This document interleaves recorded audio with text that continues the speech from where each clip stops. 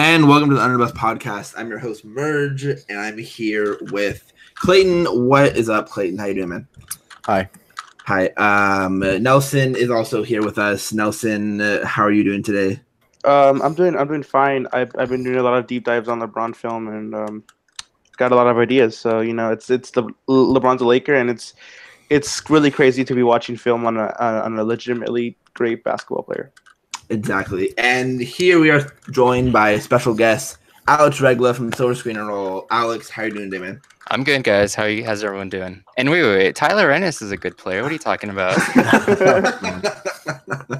going to have to kick Alex off already. that was really quickly. Tyler Ennis, and you can't forget the legend Ronnie Price. We have to throw Ronnie Price in there at any point guard discussions.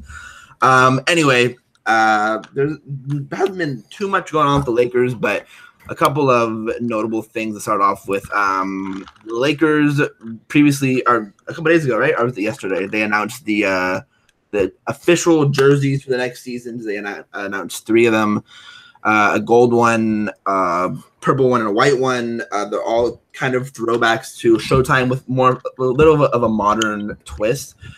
Just to start it off, I actually really liked them. Besides the black panel and the purple, that's the only thing I really disliked about any of the jerseys. But I mean, I really like the Showtime throwback. I like them better than the Shaq and Kobe Laker jerseys to now, the 2000 to 2018 era jerseys. But I like them. I bought a gold LeBron one, so I'm excited about that. Alex, what did you think of the jerseys, just from like the leaks before and to now? I basically agree. I really like the retro look to it. Like the shadow drop on those numbers looks so cool. Yeah. Like the black stripe, I get why some people are upset about it. It's like it's kind of hard to tell how it's gonna look like in game, and like when guys' arms are actually past. The arms are gonna be kind of covering that up. But I mean, overall, it's kind of a cool little change. I like kind of like the homage to the Magic era and the Showtime era, and I really like how the white ones look. Honestly, I think the white ones might be my favorite one of the group. The white ones were definitely my favorite ones too. Yeah, it's a nice little new breath of life into the Lakers with LeBron joining in these jerseys. Just kind of a cool little thing that's going on right now.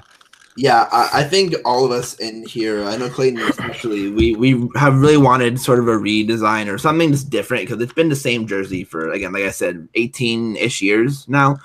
And just happy to liven it up and modernize it a little bit. Clayton, how did you feel about the jerseys? I really like the white jerseys, and which is hilarious because I hated the Sunday whites before. Like, they were my least favorite jersey, period. Yeah. Like, I liked several different teams' jerseys before even that one, I hated those. The whites are probably my favorite. The gold jersey, I'm more interested to see the gold in person. Yeah. It looks, on the NBA, the actual player jerseys might look a little different, Yeah, it looks better than from some of the leaks. Some of them look like highlighter yellow. Yeah. But from a couple of them that I saw, it looked like they got it together. It was just bad lighting and whatnot. Yeah. The purple, but the black just panel is so weird. Like, if you could have incorporated the black somehow in rest of the jersey, like maybe that be like the shadow drop, or just some of the lining on the arms or something like that. Just do something like that, and I think that jersey would look a lot better. But it just kind of like they force the black. Yeah, it's kind of like here. The black would be right here. Yeah, like here you go. And one thing I want to say is a lot of people have been saying, like, there's not going to be a black jersey. They're not doing the MPLS jerseys or anything like that. But there won't be a Mamba jersey. There won't be a Mamba jersey. I'm guareteeing you there will be a black jersey this year, 100%. because LeBron loves black jerseys. And like they're just going to go through, like, I mean, so many different types of jerseys. Like, it wouldn't surprise me if they do, like, they have the MPLS, but they also have I can't remember the exact name of it, but when when it was the cursive Lakers one, kind of like the Christmas ones. No. But there's it was like back in like 2004, 2005 or something like that. The Lakers was like Los Angeles in cursive, and it was baby blue, but it wasn't like the exact MPLS where it was a baby blue with yellow. It was like baby blue with like a royal blue and a white. Yeah. I wouldn't be surprised if they had something else like that as well. But yeah, no, I'm happy with it. I have been calling for a redesign for a good long while. And I was surprised they kind of didn't do it last year with the Nike update. But, you know, with LeBron, you got to update it now, right? Yeah. So other than the forced black panel, I think it's good. Yeah, I think I heard that there's gonna be a new jersey dedicated to a Laker legend every year. So the first one was Kobe. I'm expecting it to be something like Magic or Kareem or something like that next. So that's what I think will happen. Some sort of design by them, or you know, influenced by them. Nelson, same question to you. How do you feel about the jerseys? Are there any sort of jerseys that you want to see them add? Because they're going to add probably 2 or 3 more jerseys, especially with LeBron in the squad. Yeah, I mean, I'm kind of with Clayton. I was with Clayton. I wasn't a big fan of the white jerseys, the ones that the Sunday whites. I wasn't a fan of those. And this white jersey, I'm still not a fan of. I don't know. Like I guess it's a hot take, and especially like the gold. I like the golden one, the white one, but I think my favorite one has to be the purple one easily. Okay. I don't like the. I mean, the black panel. It's fine for what it is. But I just feel like the purple and the gold really stands out in that jersey. And just looking at it again, it's easily like the one that catches my eye the most. So I'm really happy with the redesign. I think the golds are going to look great on LeBron, which is the guy that we're going to be watching the most. But the purple ones are going to be a good away jersey. I'm really curious to see like exactly what they do with the next jersey, just because they always do something else. And like with the MPLS and with like the other special jerseys that they have, are they going to just keep those the way they are, or are they going to redesign those as well? Like that's going to be something that we should keep our eye on. But yeah, the leaks were a bit concerning because I'm not a fan of highlighter yellow, and I was really worried that the Lakers would be wearing highlighter yellow, and I didn't want that. Not because of the whole purist, it's yellow, not gold, because I don't really care about that, but just for the fact that I don't think it looks good, period. Yeah. So I'm really happy with how they handled the purple one. That was the one that I was keeping my eye on, and that's the one I'm probably gonna buy. So I'm really happy with the redesign. I'm also curious to see what they do next because I have no idea where they're gonna go exactly. I'm sure they'll probably do something else, like you said. They'll probably do Magic or Kareem. Probably Magic, just because he's probably like the guy right now that everyone's talking about the most. So they'd probably just do him and just let Kareem wait a little bit longer, just so it's more special. But yeah, I'm also curious to see if they do a Shaq one. What would that look like? But that would be interesting too. But that's probably a little down the line. Yeah. Real quick, I do agree with Nelson that the purple jersey is slick, other than the black panel. Yeah, actually, I really like the actual purple. It's just I don't know, just the black panel just kind of not ruined it, but like it just like kind of. I guess I've got to see it more. But my thing is that like it's on the side. Like I know. It doesn't matter. Yeah, like if it was in the front or like somewhere where it was more visible, then I'd probably be more worried. But especially when we're playing, kind of like what Alex said, like people like when their arms are in it and their arms are down or their arms are even out, like it won't be if their arms are blocking it, I'm concerned. Keep your hands up. Right. No, yeah. But also like it's on the darkest color here, so I mean it kind of made sense. Like they chose the purple one. Like if they chose the like the yellow one, then it just looked weird, or even the white one just looked weird. But on the purple one, it's like a little bit more hidden. It's a little more subtle. So that's kind of why I'm not too bothered by it. Yeah, something I think we have to also sort of remember about with the jerseys is that I think all of them were sort of shot with a dark backdrop, except for maybe the one where Kuzma is like in the hallways and he has the gold jerseys on. But most of them were shot in like with a dark background. It's going to be a lot different with the lights on it, and them on the court, and just with the actual Staples Center floor. Lakers floor on it, it'll probably look a little different. I didn't dislike any of them. I just sort of, I don't know why I can't get the black sort of out of my out of my head. I don't know why. I just don't like. I like the all black one that we've done before, and I'm expecting that to come back this year, like Clayton said. But I don't know. But there, I think it was an overall success when it came to just an overall redesign, because I think the Lakers were sort of badly needing a modernization. I don't really get the hype with the all black jersey personally. Like everyone's talking about, oh, we gotta include black and all that stuff. I mean, I guess it's fine if we do it. Like I'm not gonna be against it. I'm sure it'll probably look slick on the court. But I thought the purple one assembled perfectly. Honestly, that's easily gonna be the best jersey in my opinion. And I don't really see the whole thing without the black panel. Like it's there and it's a little bit odd, but it's not like atrocious or anything. Like everyone seems to make it out to be. If anyone wants to see any sort of a mock sort of what ones in the future could look like, Grant Goldberg did a good job of making some on Twitter. I think my favorite one was what was one that you shared, Clayton, in our Slack, and I don't know if it was all black or if it was just like the Elgin Baylor era blue ones, but they looked really nice. If anyone sees that, go ahead and check him out over there on his Twitter. But like I said, I think overall it was a success, and I'm just happy that the Lakers are going to look a little, upgraded. Also, they're going to have LeBron, which is going to make them look a little upgraded as well. That helps too. Yeah. Speaking of LeBron, he had his first appearance as a Los Angeles Laker in public, minus the summer league thing, but he opened up his school. I Promise School in Akron, Ohio. First of all, let me start by saying I think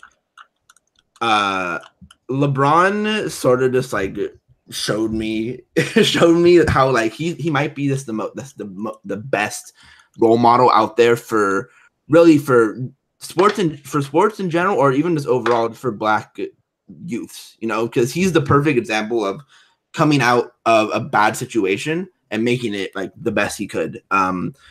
After he did that, he opened a school. Then he had an interview with Rachel Nichols that came out on Sports Center about him talking about the school, talking about his legacy, his kids, and then talking about the team as a whole. Clayton, I'm going to start with you. What was your overall takeaway from that whole day, whether it be the school stuff, whether it be LeBron as a person, or the interview?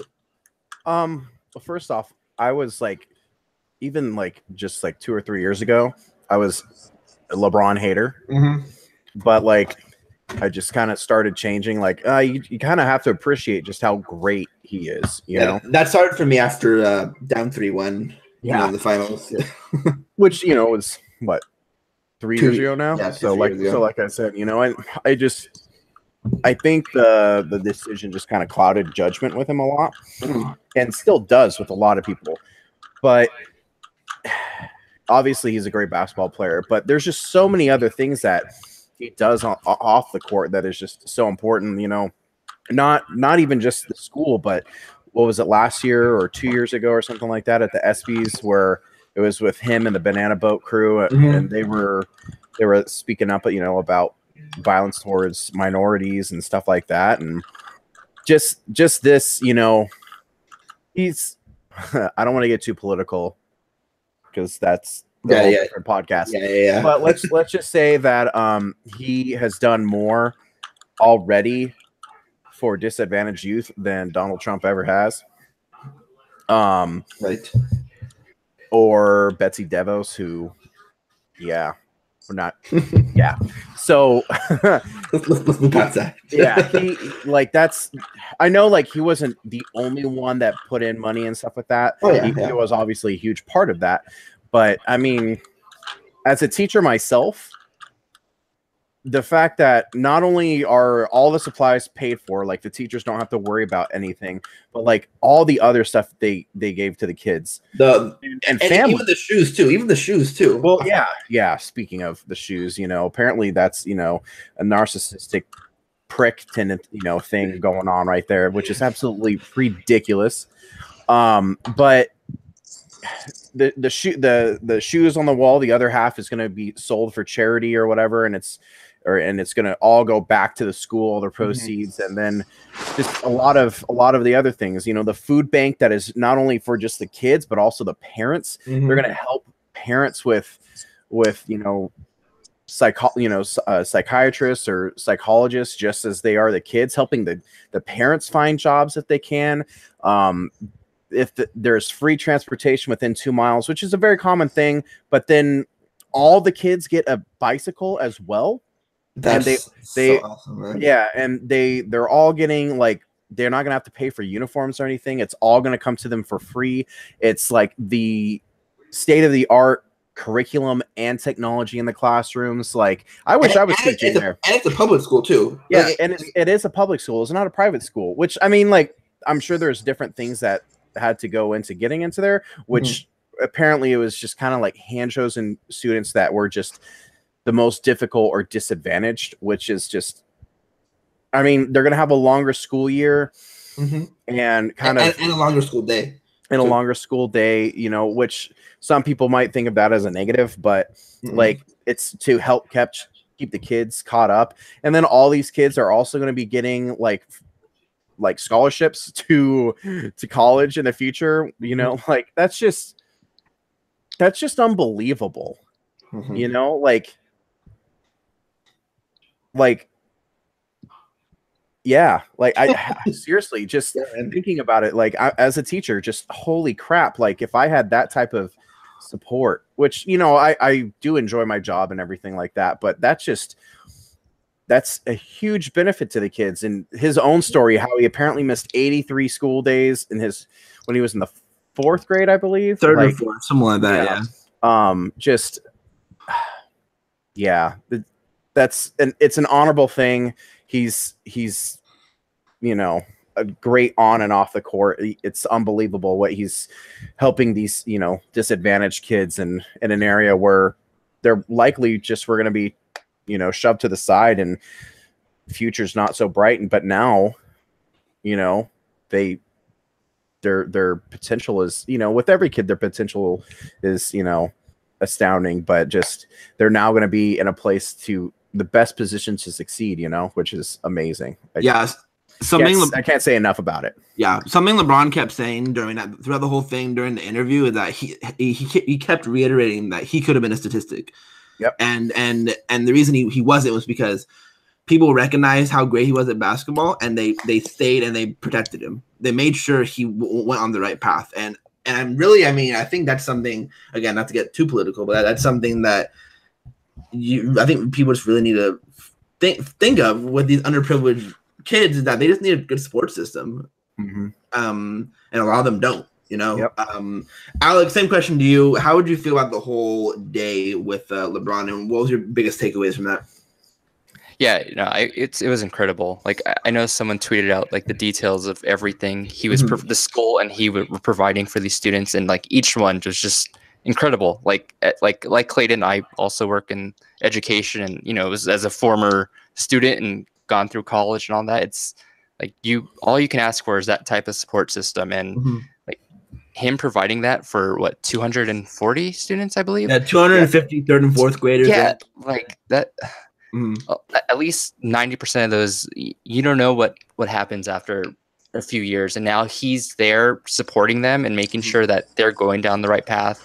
Then the longer school days is just going to help them not get into any type of trouble, or, you know, make sure their schoolwork is caught up. I believe it's for students who are below 2 reading levels, so that accelerated system is just going to do wonders for them. And the whole bicycle thing was just, you know, is really moving, and it's not like a toy or anything. It's just strictly for them to get home safely, and that's incredible. Like, I know athletes have this type of money and they do so much charity work, but he literally opened up a public school. Like this type of stuff doesn't happen every day, and it just speaks volumes to the person he is and how much he cares about his community. Like, you want this type of person in your city, you want this type of person in your community, and it just speaks. Like, him as the player already is amazing, and getting him in a Laker uniform is incredible, but to have that type of role model and that type of athlete he uses his platform in that way, it makes you proud to be, you know, not only a Laker fan, but a basketball fan, because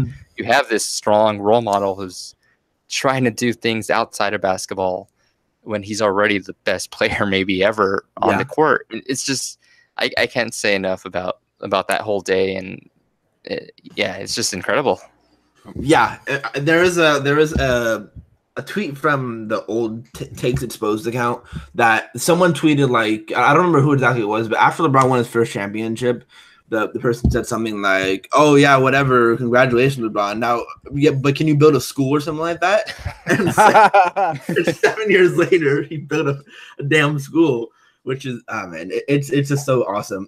Nelson, again, same question for you. What are your biggest takeaways from the whole day, from the school opening, from the interview with Rachel Nichols, with any other stuff you saw on social media? What were your takeaways from that? Yeah, as someone who is not in education but was and has recently gone through the entire high school and middle school process, or at least the most recent one out of all you guys, I will say that like reading all the details, I mean, they're set up to pretty much just work and then results will come. Like that, that's all they have to do. They don't have to worry about anything else. They don't need to worry about distractions, financial, because especially like, you know, where I've grown up, it's not like the most financial area, like most financially stable area.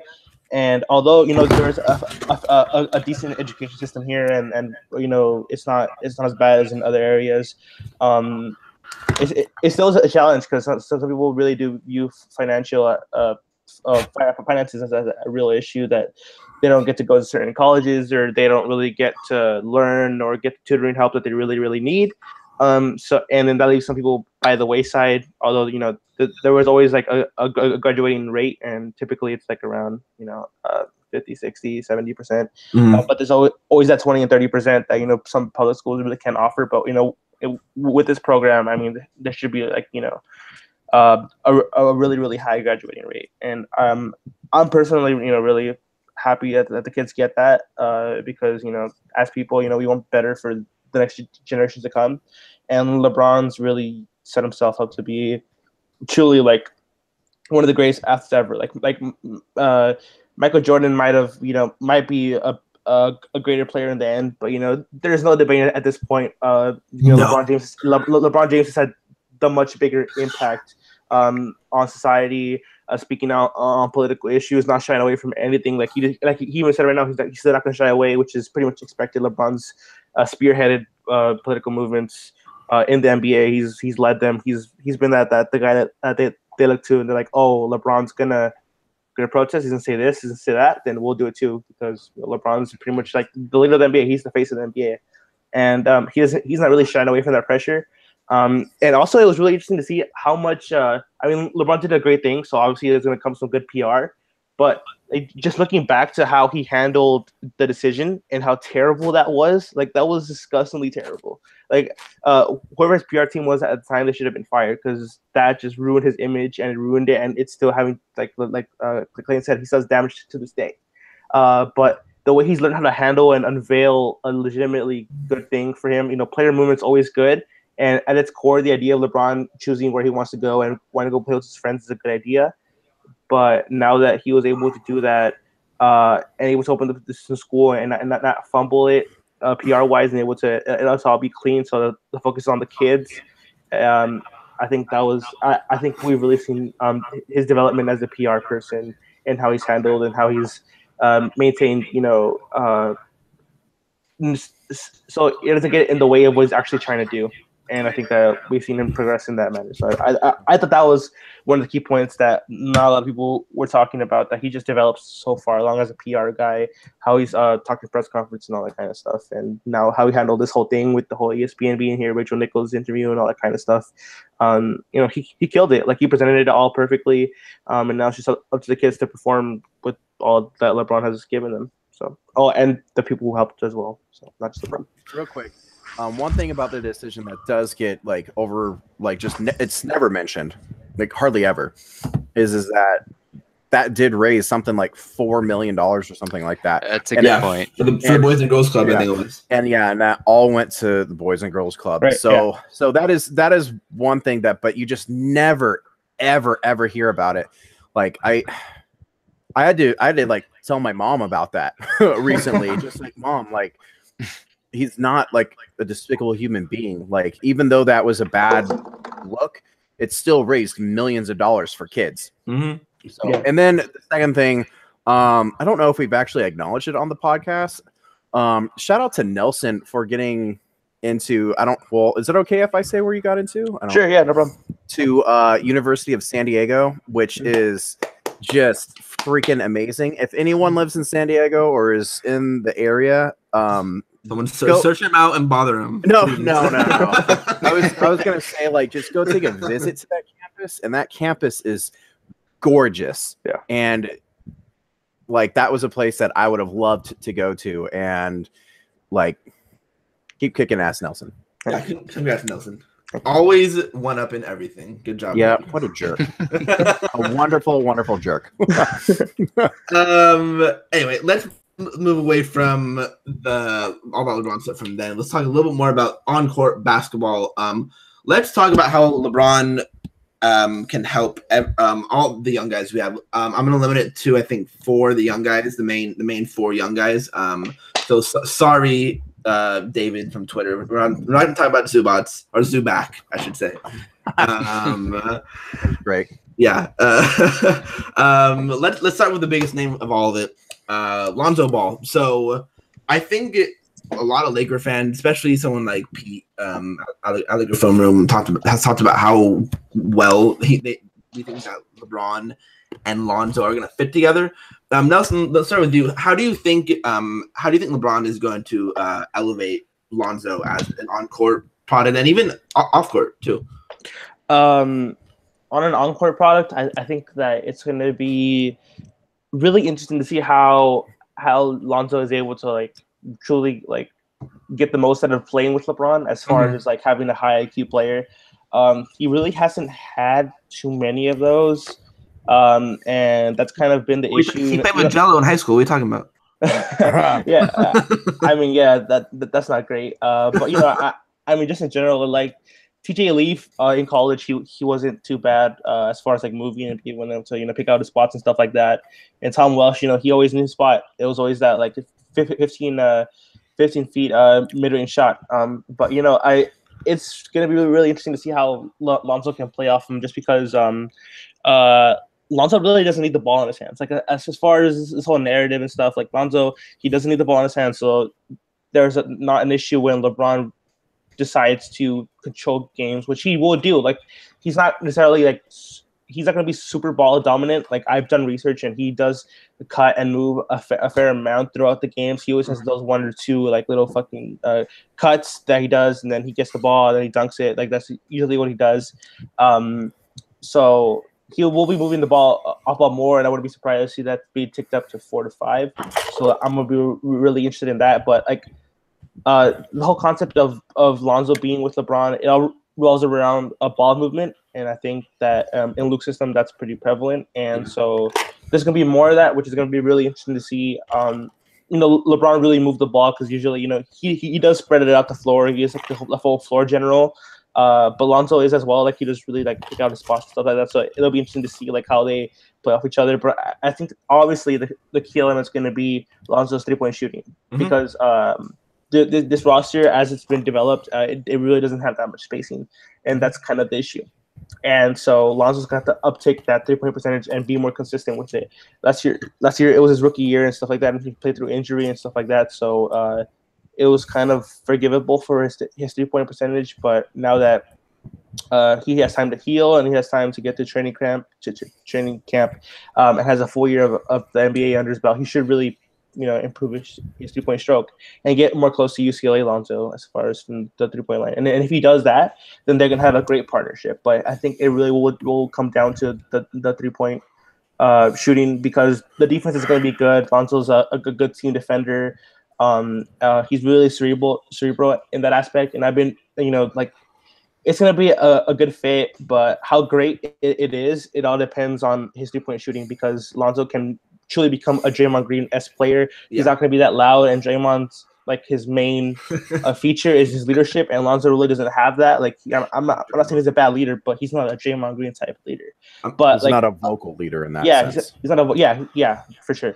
And he'll get Draymond Green for being Draymond Green. Right, yeah. Shout out to the people that didn't realize that you shouldn't listen to Jason McIntyre. Yeah. So like I think he can become that. Like, well, he already is that Swiss Army knife, but like He still needs to add one more blade, so to speak, to that skill set. And I think it will come with time, but for the first year, I think it's gonna be really interesting to see like if Lonzo does go in a shooting slump, how does LeBron react, and how does Lonzo score his points? And like one of Lonzo's biggest half court skills is his off ball movement, and I think that's gonna be much more pronounced when LeBron's looking for him. Like Lonzo will get open and they will find him. Someone's gonna finally throw him lobs, man. Yeah, and Tim, he's really been pounding the table for Lonzo to get more off-ball looks, and I think that he will with LeBron. I think that's just going to be a product, and also having Rondo there as well is going to help him. So I expect big things from Lonzo, but there's also a scenario in which he does struggle this year. Like it's a pretty volatile situation for him. Like he won't be in. I doubt he falls in the middle. I think it's probably going to be an extreme with him, and it all really depends on how he shoots. This is not going to be a dictator or like an indicator of his future, but it will be like a signal of how his first season under LeBron went. It's all going to rely on the shooting, and that's probably going to be that's going to be the number one thing I keep my eye on with Lonzo. Right, Alex. Same question to you. LeBron and Lonzo, how do you think they fit together, and how do you think LeBron heightens Lonzo on the court? Yeah. So this probably fits with everyone, the young players. But the thing, I've watched a lot of LeBron for like the past 2 weeks, like Nelson, and the biggest thing is just when watching on film, the like amount of gravity he has when he drives is insane. Defenses literally collapse. They like crap themselves. Like they don't know what to do when this guy drives. So last year we saw a lot of Lonzo step backs behind the screens, and eventually the defenders would, they would go over when he would start making them. But with LeBron now on the court, we're not going to see a lot of that. I know there's like the narrative that LeBron doesn't want to be on ball all the time anymore, and that was a reason he chose the Lakers. But I still think LeBron's going to have the ball in his hand quite a bit, and he's going to run a lot of that high pick and roll that Lonzo is doing as a rookie. And you can see a scenario where Lonzo's in like the weak side or Ingram's on the weak side, and he's going to collapse the defense, and he's either going to find Lonzo for a corner three, which, I mean, how many times did Lonzo get set up for a three last year? Like a corner three. Like it never happened. Like they don't have those types of players with that gravity on the roster. And like you guys said earlier, I mean, I kind of feel like Lonzo's rookie year was a bit of an outlier. Like he was not in the system. He was at UCLA or Chino Hills. He was primarily the on-ball guard. I mean, he had one of the lowest usage rates in the league in terms of percentiles, but he's not a heavy-duty, high-usage, high pick-and-roll guard. That's not his game. Don't tell NBA Twitter that. No, I know. I don't believe where that comes from. He's never played that way. That's not in him. So having a guy with LeBron, it just puts him into his original comfort zone, his UCLA Lonzo zone, his Chino Hills Lonzo zone. Like it just takes all that pressure off him. Like where all eyes are on him, all defenses or eyes are on him, and you have the highest gravity player in the league on the court now. Like it opens up everything. Lonzo can cut, and LeBron's gonna find him. Lonzo could try a backdoor lob. LeBron's gonna find him. Right. It opens everything up for Lonzo, and I really expect. I mean, okay, so he was one of the only players with a positive impact rating in terms of statistics last year, with horrible offensive numbers. I mean, you don't think those numbers are going to go up a little bit, like just like 3 or 4%? I don't see how Lonzo somehow gets worse with LeBron. I don't get that narrative. I'm not sure, where that comes from. He doesn't need the ball in his hands. I just see a player with LeBron's caliber is just going to help everyone out. He's going to make everyone's lives so much easier. And I think Lonzo specifically is going to benefit the most with LeBron.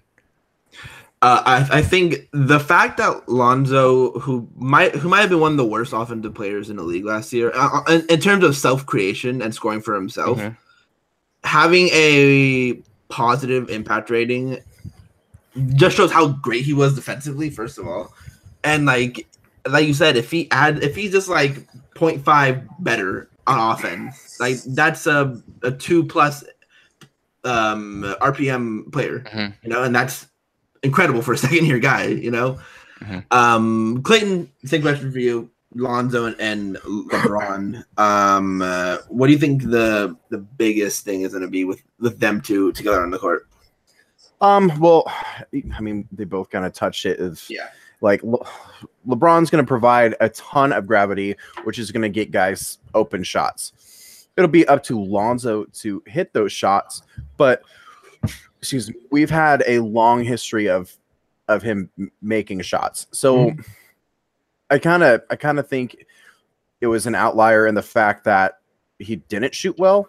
But there was also like the season started out awful. Like I think he was shooting below 20% at one point from three. And then there was like a 10-15 game stretch where he was shooting over 40% from three. Yeah. You know, and then he had another drop off. But I think with getting more open looks, a year to hopefully this offseason, by the time training camp comes, he'll be healthy. Because that knee was a bit of an issue even at UCLA from everything I remember. Now that means that some of his stuff, you know, knee or like his leg workouts that we hoped that he would work on probably didn't go as we had hoped. But, you know, his upper body and the pictures that we've seen, you know, with the Instagram snoopers and everything, he does look like he's been lifting weights, you know, at least upper body. So getting strength in that sense.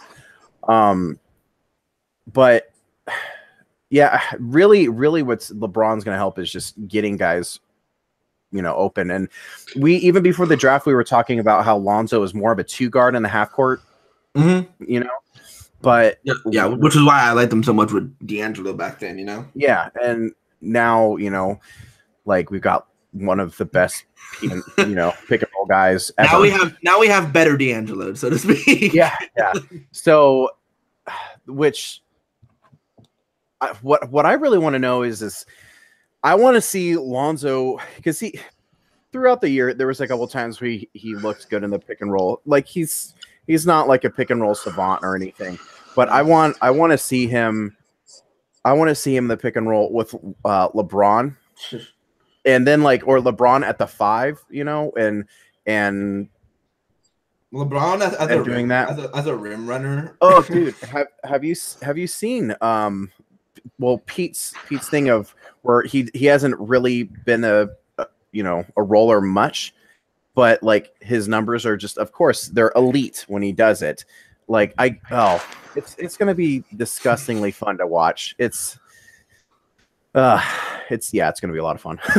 but with that as well, you know, the hit aheads are both gonna be nuts. You know, Lonzo does like to go for alley-oops, and LeBron's gonna find him. It's all the things that we were missing last year with you know, guys that can actually handle the ball and have some sort of self-gravity. Now we have that. Yeah, we have a couple of those guys. You know? Yeah. So it's gonna be a lot of fun. Yeah, no, I mean, this all goes back to like the pre-draft, you know, stuff that that we did, and Lonzo's never been pegged as a self-creator. Like he never has. Like that was not his role. He was a ball mover. He was a spot-up shooter. When pulling that for 3-pointers, sure, he had some clutch ones, but when you look at the bigger sample, he wasn't, you know, too productive in that sense. So, you know, I think Alex touched on a really good point in which, you know, Lonzo had to create a lot of shots for himself, and he had to like pull up, and with that shot, pulling up is just not effective, really. No. And so that's kind of the issue there. And like the whole value at him at 2 is for him to be this mega like Super Saiyan per se role player that can just, you know, play defense, creates havoc on defense, creates steals with a good team defense. Hopefully develops more at the point of attack, and then on offense, just an elite vision guy who creates passes, creates passing lanes, puts the ball right where the guys want it. And then, you know, is able to shoot 3-pointers and create for himself a bit. He's not an elite creator. Hopefully he gets to good.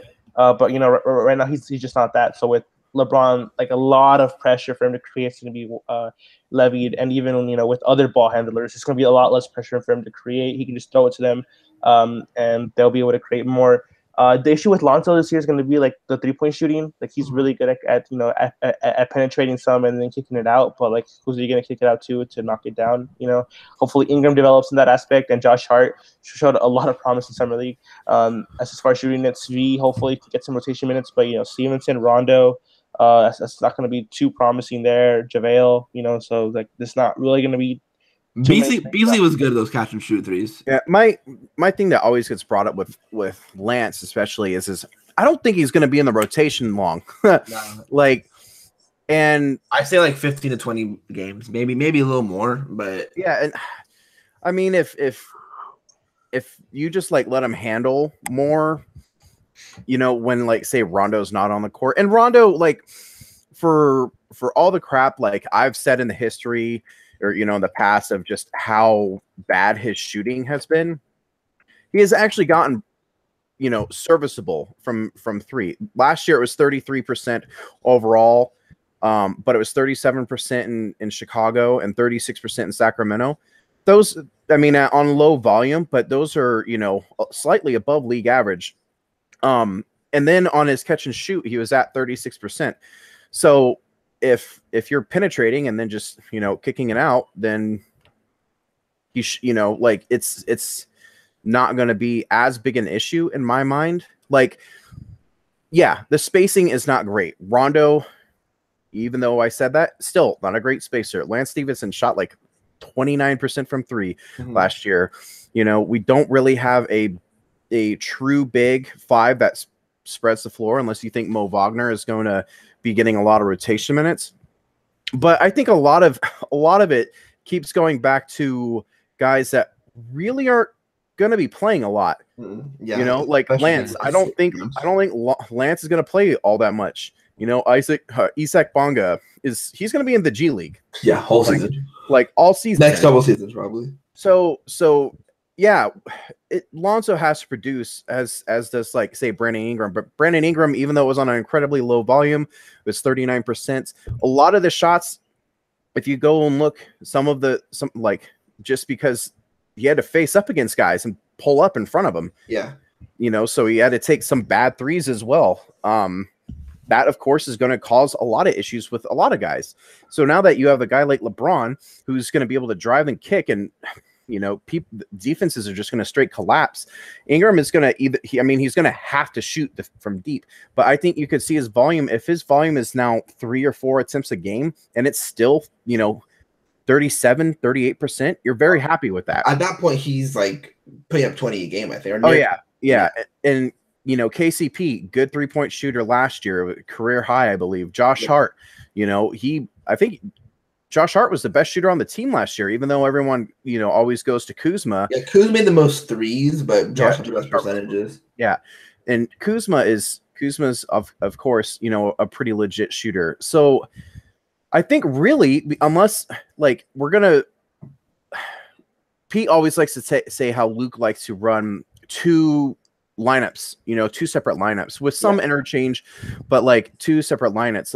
So yeah, the second team with Rondo and to start the year Lance and say Zubats, like that's not a lot of spacing, but there's also a lot of handling there, and like I think something that a lot of people are not quite getting as well is being able to create at times also has a lot of value just to be able to get guys open shots. Lance is not a good shooter. You don't really want Lance spotting up, but if you have Lance handling the ball and, cutting, driving to the rim and, kicking it out to Josh Hart or Kyle Kuzma, you're happy with that. Of course, Rondo now, that leaves a problem, but if you have Rondo in the corner and he's shooting 36% from the corner, I mean, who's really going to fret about that? Yeah.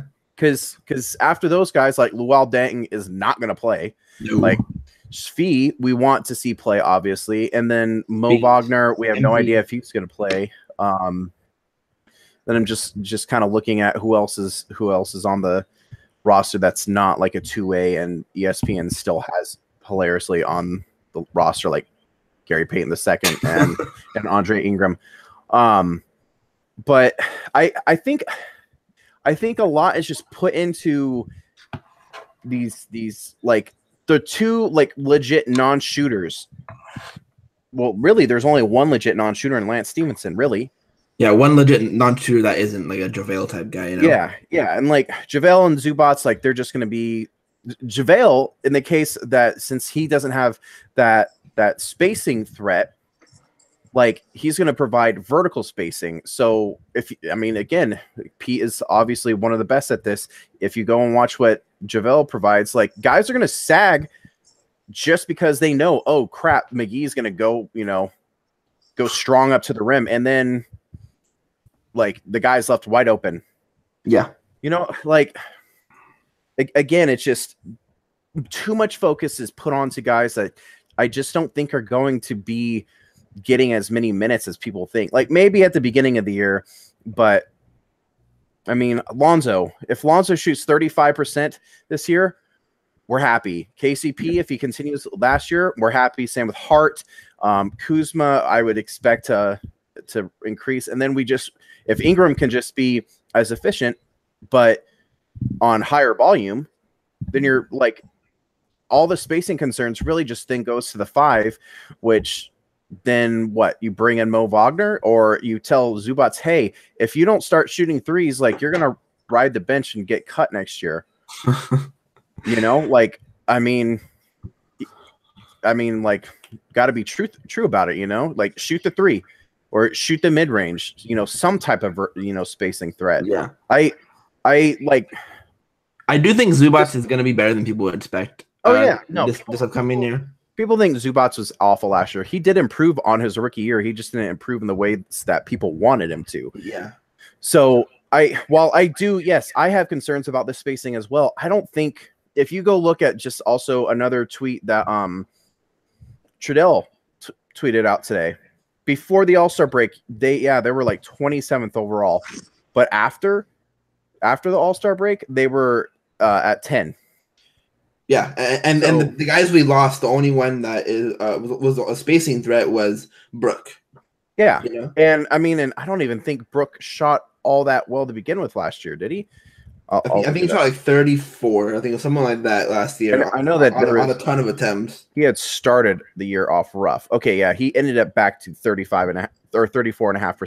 Mm-hmm. So like that's good, but I mean that had to be a lot of making up to do because he started the year out crap. And again, the beginning of the year, no one was shooting well, but then once you go to after the All-Star break, guys started being able to knock down shots.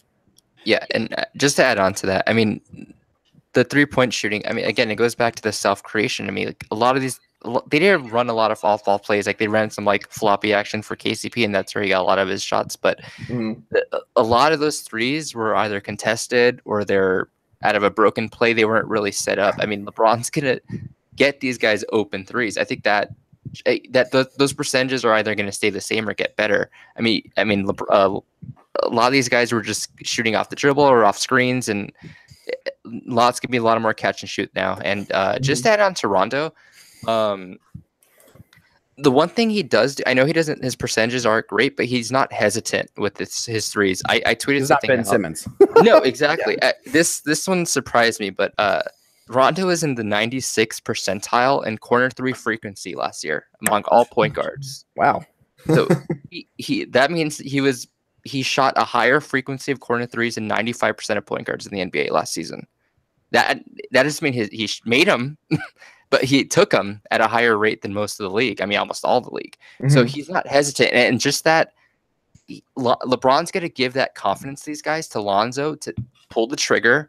And Ingram especially, he can't hesitate. He can't, go in for that mid-range look if he's getting a wide-open corner 3 from LeBron. LeBron's going to chew his ear out if he does that. You got to shoot that ball if he's open, And a LeBron of all people is going to make sure all those guys shoot that ball.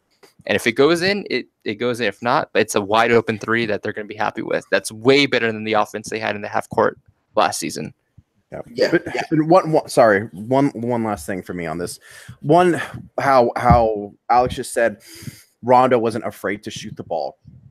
If I know, like, hardly anyone from that's going to listen to this is privy to our chat, but with like our Lakers group chat that we have, one thing that's been brought up is teams will respect shooting if they're willing to shoot. A lot of the times, Exactly. they won't cover a guy who doesn't shoot it because they know that he's not actually going to shoot it. So like just that actual tendency to put the shot up is very important. You know what I'm saying? So just the actual threat that he's going to take that shot. Maybe he doesn't make that shot, but you know the Lakers have plenty of guys that'll go out and get that rebound. Especially if he's playing with Lance. Lance has an insane rebounding percentage. Mm-hmm. It's like 20% for a guard, which is, I think Pete said it was tops in the league. Yeah, it was tops in the league for his position. I think Pete also in that video he put out for Still Screen and Roll, he was up there. He was like the top. Rondo, I believe Lonzo was like top 15. Hart was in the top 20. Who am I missing? KCP had a career high and rebounding efficiency, and we have 4 or 5 guards who are going to take it and go, you know? Yeah. Not even to mention the wings. Forwards. Yeah. Yeah. And then Ingram is, of course, Ingram's going to go up and get those rebounds. Of course, LeBron's going to get those rebounds, Kuzma, and they can all take it coast to coast as well, you know?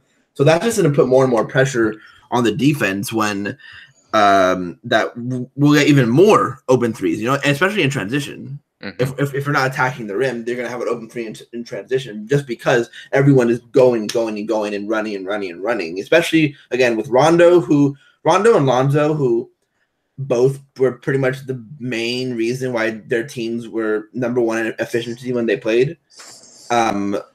Lonzo, when he was hurt, the Lakers went down to, I believe, 3. When Boogie Cousins got hurt, Rondo jumped the Pelicans to number 1 in the league. So having those two are just gonna pound it down, like pound it, is just gonna just create more and more, just gonna put more pressure on the defense and leave these guys more wide open. I want to move on to Brandon Ingram because I think he is the most interesting one of these 4. Fit wise, because he is not the type of guy who he's sort of in that same mold, and obviously not the same type of player, but he's in the same mold of Dwayne Wade and Kyrie with LeBron, because they were the slashers and the guys who did it really themselves and just took it to the rim. So I'm curious, Alex, how do you see, besides the shooting, how do you see Ingram's fit with LeBron, and how do you think Ingram should sort of change his play style to fit a little more? Yeah, Ingram out of everyone is the one everybody's trying to see how that works out. But it depends. If LeBron really does want to work a little more off ball, Ingram could do that. Ingram could run a lot of that pick and roll action. I would love to see some Ingram LeBron pick and roll action actually with either one on the receiving end of the pass, but. It does. I think Ingram's shot profile has to change. I wrote about that like a few months ago. I think his profile has to change regardless of who's on the court. Mm-hmm. He does like the mid range. Mm-hmm. It's apparent how much he loves the mid range, and it's just that part of the court is going to be kind of tough to get to operate with LeBron on the court if he does have the ball in his hands. He's got to, for the first time as a Laker, work off ball. He hasn't had to work off ball. I mean, this rookie year, he did shoot a higher volume of threes, but with LeBron on the court, he's same thing with Lonzo. He's going to find him on cuts. He's going to find him for alley-oops. He's going to create that space for Ingram to finally get some more catch and shoot opportunities. Like you said, Clayton, he did shoot the ball really well last year in a really low volume, though. I would love to see that raise, a ton. I think that will only help round out his offensive game and add that extra dimension that a lot of people thought he had coming out of Duke. I mean, this guy was a fantastic shooter over there, and I think I want to see how those two work well together. I want to see how Luke runs those, who gets the ball when, who does what. I think Ingram's the one who is the trickiest one to kind of clog down and see how he works out with LeBron. But I think there's avenues they'll really work well together, and he can take a lot of pressure off LeBron, and LeBron could take a lot of pressure off him, I think. Yeah, I think there's also another rumor out there that people around LeBron's camp sort of see Ingram as the Scottie Pippen in the Scottie Pippen role next to LeBron. I don't know if I'd say that because the defense isn't there yet. It will be. It'll never be nowhere near to Scottie Pippen. Obviously, he's one of the greatest defensive players of all time. But I can sort of see it as like he's like the guy that. He's the guy on the team I think you can just give it to and he can score.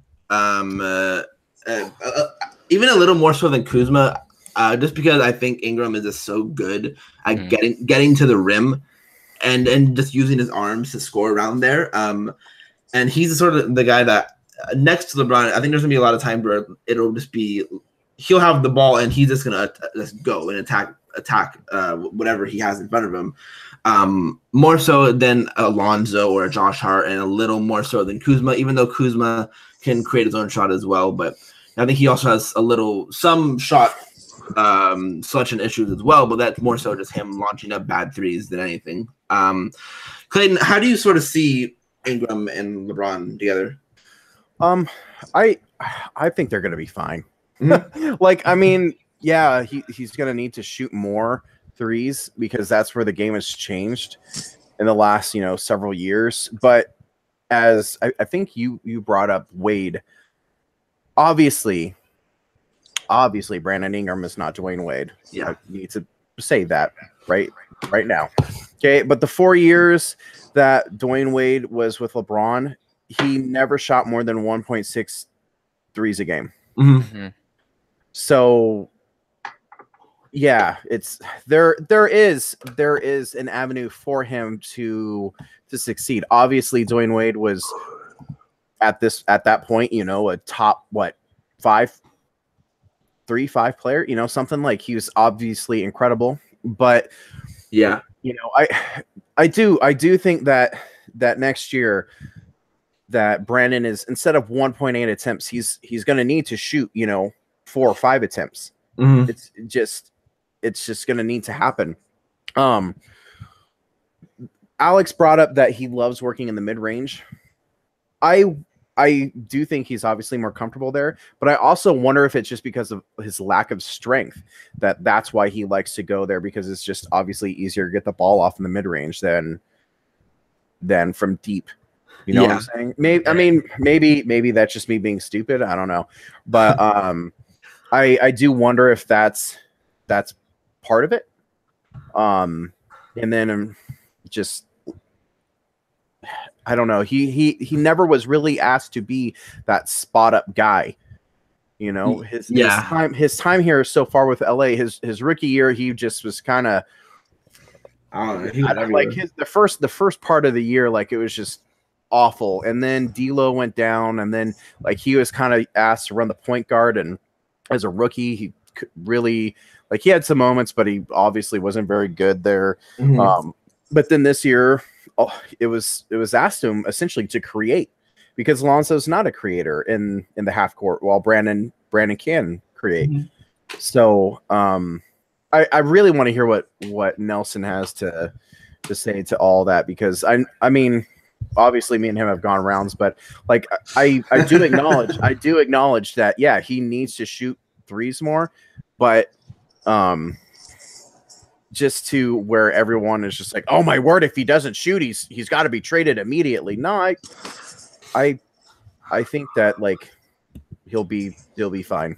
Yeah, I mean, if he doesn't end up shooting threes, then he'll just be like his San Antonio counterpart, DeMar DeRozan. I was waiting for it. Oh man, Brandon the Ingram. that Brandon actually puts forth effort on defense. Hey, wow. I was waiting for Nelson to bring it up, because it was there. I mean, Clay was talking about mid range, and I also can't wait for the Lakers to make the playoffs, and then Brandon actually show up instead of DeRozan. Wow. which I feel bad. I actually don't feel bad, but I feel bad for DeRozan to be traded to the West, so then he can continue to be creamed by LeBron. So I still actually don't feel bad for him. But, yeah, I don't feel bad for him. You just I don't like him. Yeah, no. So actually talking about Brandon Ingram, the 3-point shot's gonna be really important. just because then his ceiling goes higher. Yeah. I'm not going to be trade away Brandon Ingram if he can't shoot threes because he's just so long, man, and he's really young, and I do see the potential with that, and maybe he never figures it out on defense, but I'd give that guy as many shots as I can before I get fired because I'd bank on that length and him putting it all together just because of already having such a great playmaking skill set. Like, when he was in Duke, back in the Lakers Bulls days, I wrote an article about how Brandon's playmaking was really underrated, and it really was because he's the number one on your board, Brandon Ingram.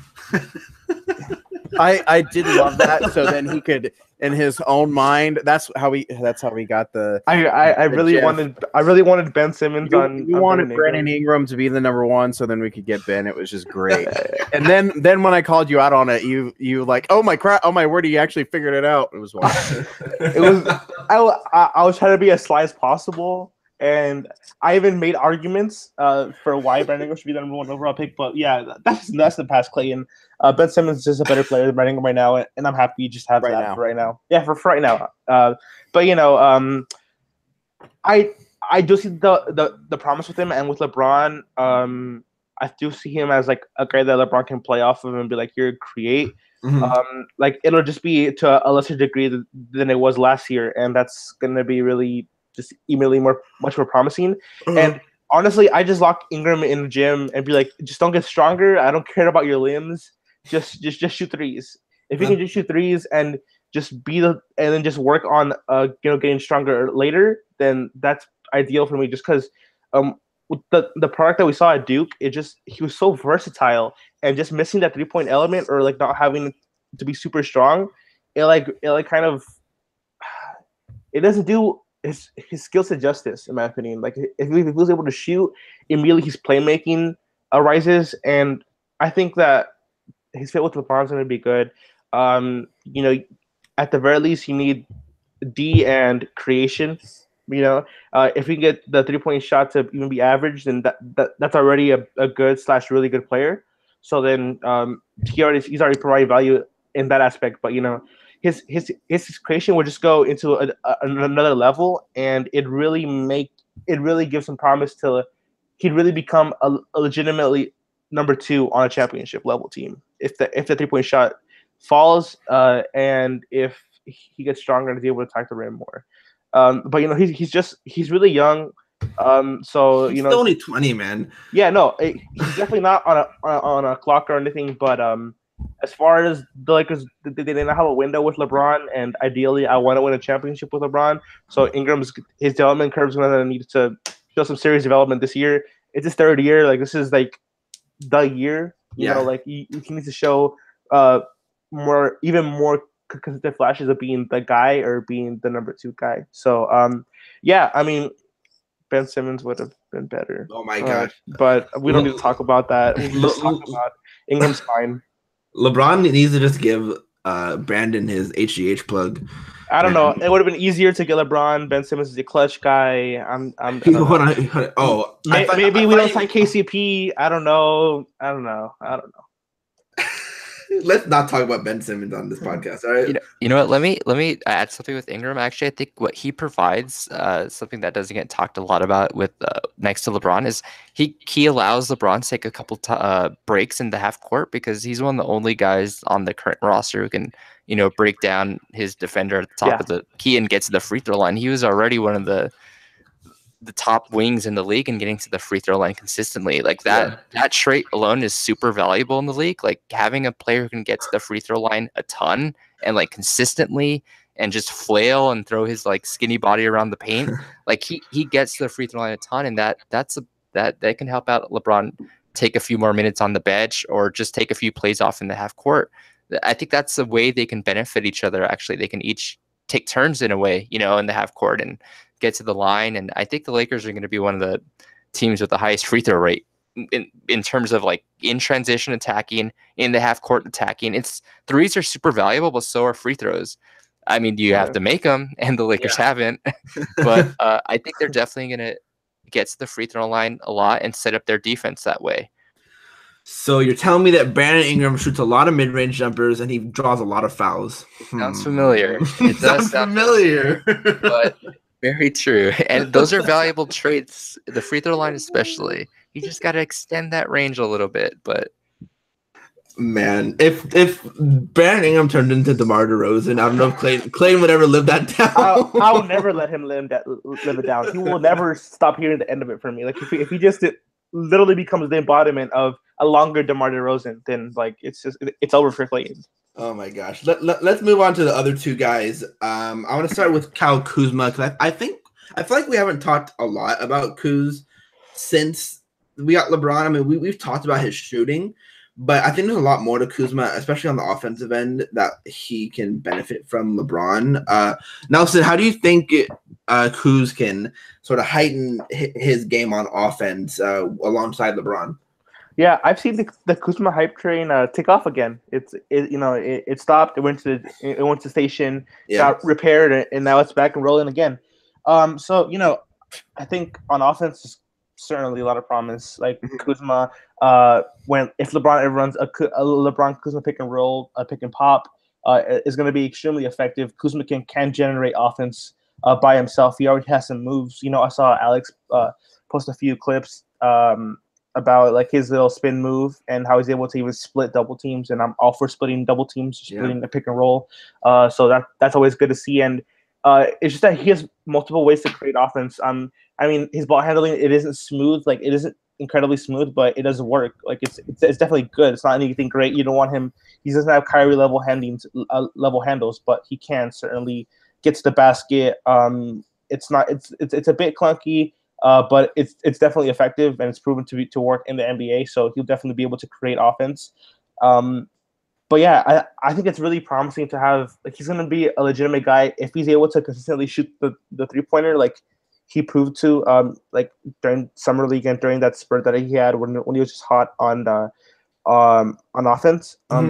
Like he's not gonna have to create as much now. He can now run pick and rolls. He doesn't have to create for himself. He'll get the ball from LeBron, and he'll already be in a better situation because LeBron, when running the pick and roll, he gets two defenders, and then you get to Kuzma. And I think an undervalued aspect of Kuzma's game is his playmaking. I think he has like decent to good vision, and he can do stuff with the ball, and he can make passes and stuff like that. Nothing exorbitant, but like simple reads that are the right play. He'll make them.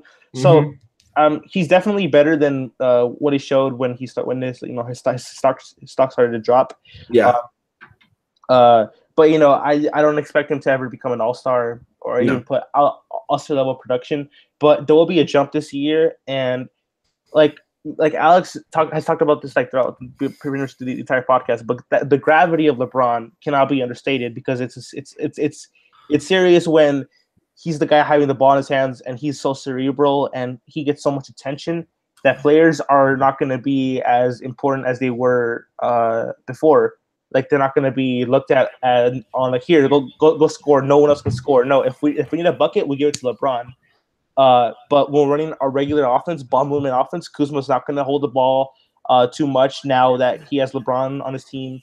It's just that with all the young guys, it's going to be a cooling process. You guys don't need to shoot every time we get the ball. We're not a bad basketball team anymore. We're trying to legitimately win games. I think that mindset is going to help Kuzma the most because he got pretty heat checky when he wasn't hot, and that kind of made the Lakers a bit hard to watch. But now he can't do that, and he doesn't have to do that because LeBron's on the team. And if Kuzma really does accept that, and this is all kind of a mentality thing, like if he really does accept the fact that, okay, I don't need to get buckets all throughout the whole thing, that someone will be given, he can still create, but he doesn't need to create as much. His shot selection is going to improve, and his efficiency is going to improve, and on offense, he's going to become a much better player. On defense, that's kind of where the problem lies, but there is still some switch potential there.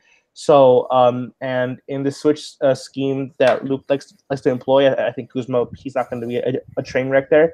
So all the signs point to him having a bounce back, more consistent second year, and that's kind of what I'm looking for him because he's already, 24, 23, right? 23. He's pretty old. He's 20.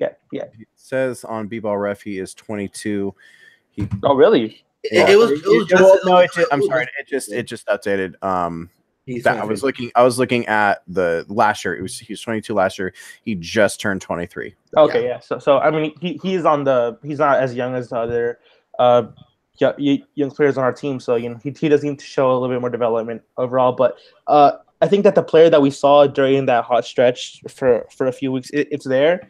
But the more consistent version is going to have like a lesser output. But I think that's still going to be a really good player. And everyone on offense is going to improve. And the thought of Kuzma improving on offense is pretty scary, in my opinion.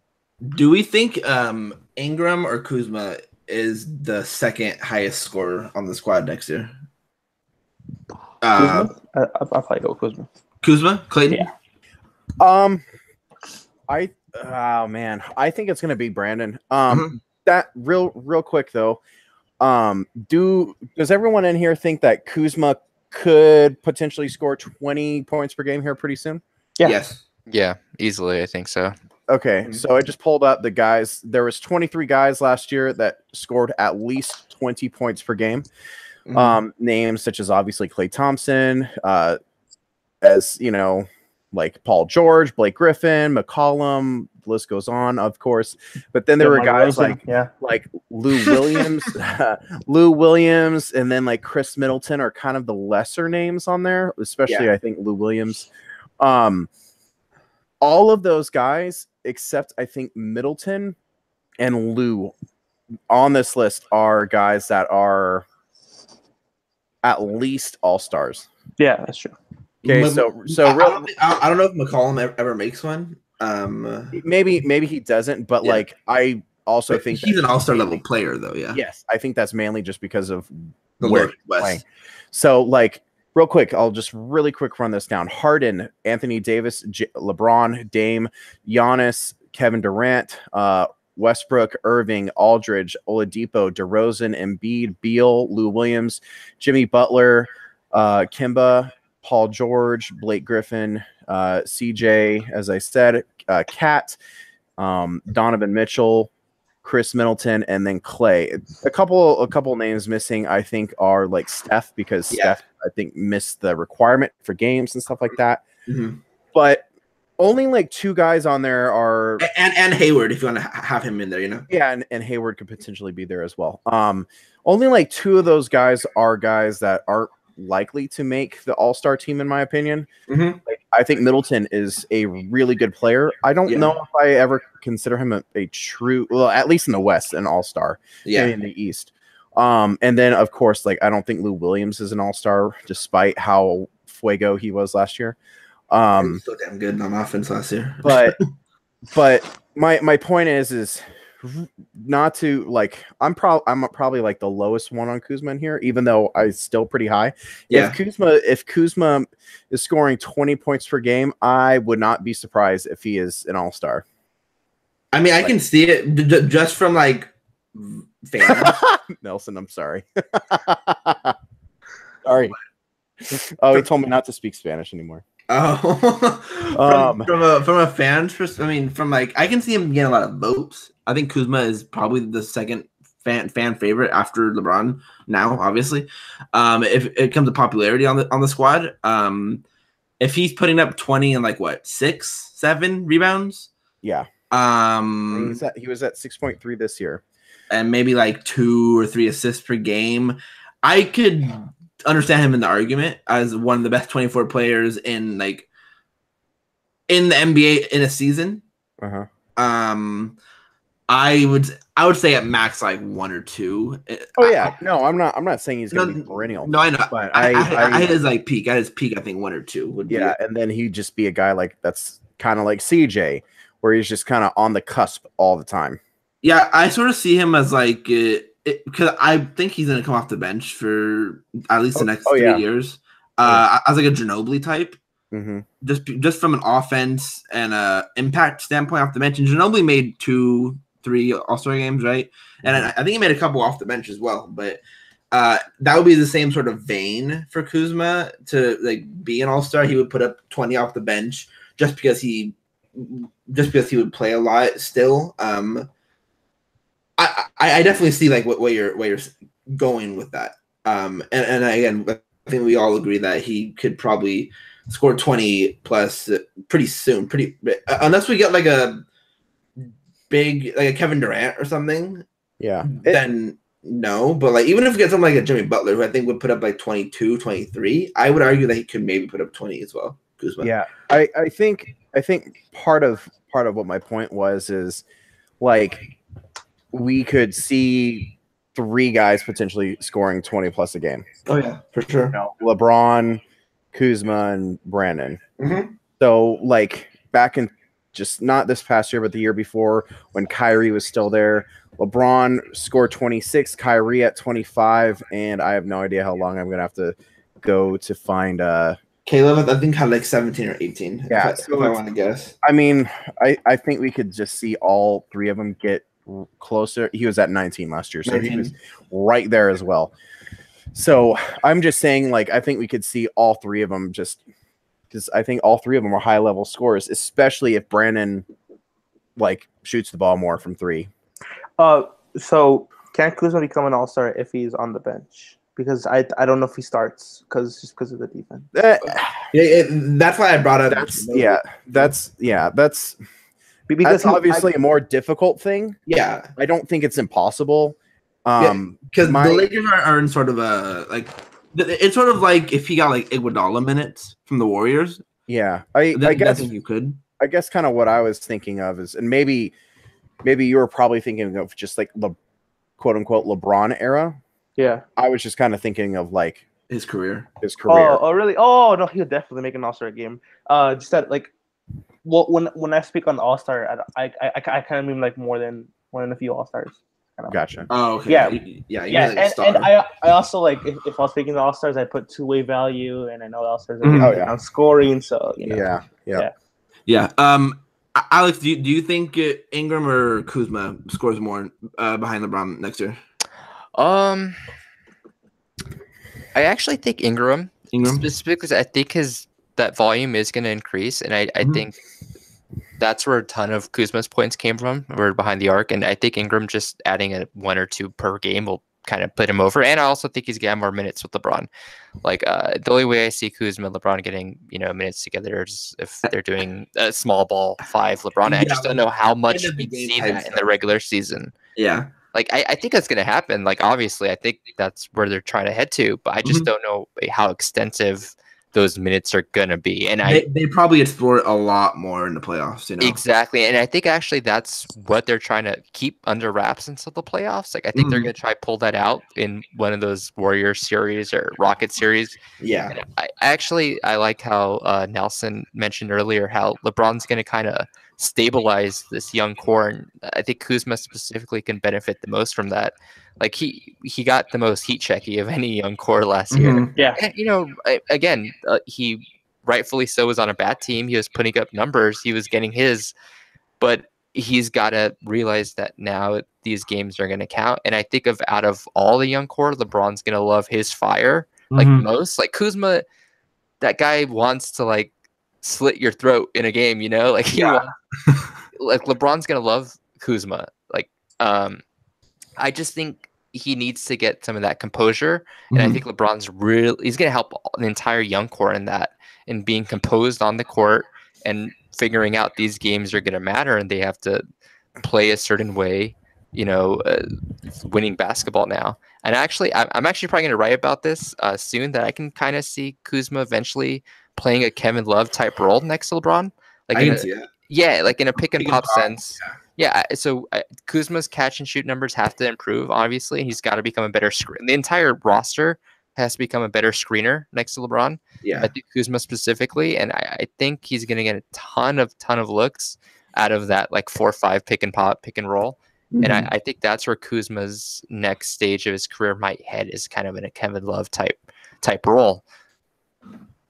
Yeah, I can definitely see that just from the pick and pop standpoint. We don't have a ton of guys who are those pick and pop type, unless you want to go with a big small sort of pick and pop. But even then, like those guys who we have on the roster who would be pick and pop guys would be Kuzma, Mo Wagner, and Beasley.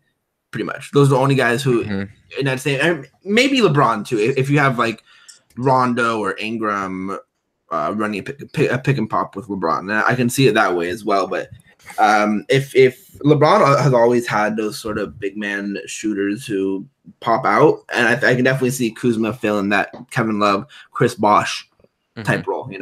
Just from an offensive standpoint, of course. I think especially Chris Bosh is a better overall player. Obviously, Chris Bosh is a Hall of Famer, but from an offensive role standpoint, I can definitely see them going that way. Last guy on this list would be Josh Hart. I think we've talked a lot about Josh Hart just because we've seen a lot of him this summer. We were all very impressed, obviously, with him in the summer league. How he improved as a pull-up 3-point shooter, off the dribble 3-point shots. He hit him at a high clip. He had a good percentage as well. He really just took that lead ball handler role and ran with it for the summer. Obviously, he's not going to be a guy. He's not going to be your lead ball handler out there on the court in the NBA, unless it's a very snap situation. But he'd be the 4th or 5th ball handler in the best situation on the Lakers at most points, right? And I think of all the guys who's going to fit the best with LeBron, I think Josh Hart is going to be the best immediate fit with him, just purely from a 3-and-D standpoint. So Clayton, let me start with you. Josh Hart and LeBron. I mean, I think you can agree that the transition is going to be pretty seamless with those two, right? Oh yeah, LeBron's going to love Hart. I mean, he's just going to be able to catch and shoot and defend and everything he's going to do, LeBron is going to love. I don't really see anything negative that Josh does other than maybe playing Fortnite too much for LeBron, which I don't. I mean, hey, did you not play Fortnite? I don't really think that's as half a big a deal as everyone else.